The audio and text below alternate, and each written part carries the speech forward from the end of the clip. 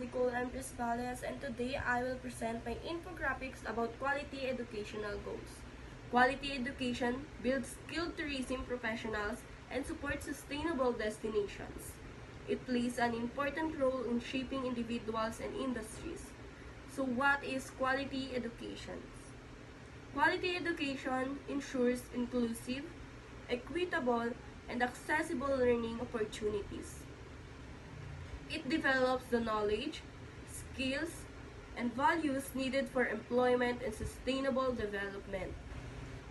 This means education should be able to everyone and should prepare for people real-world opportunities. Now, let's talk about the main goals. First, primary and secondary education. All children should complete and free quality basic education. Education must be accessible so everyone has a chance to learn and succeed. Second, access to higher education. This includes affordable technical, vocational, and university education for all. Higher education should not only be for few people but should be open and affordable to everyone.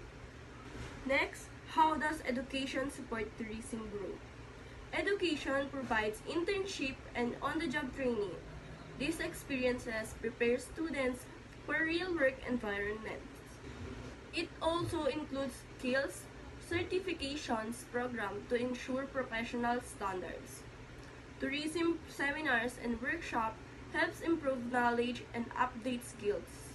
Lastly, sustainable tourism education teaches future professionals how to protect destinations while promoting tourism development.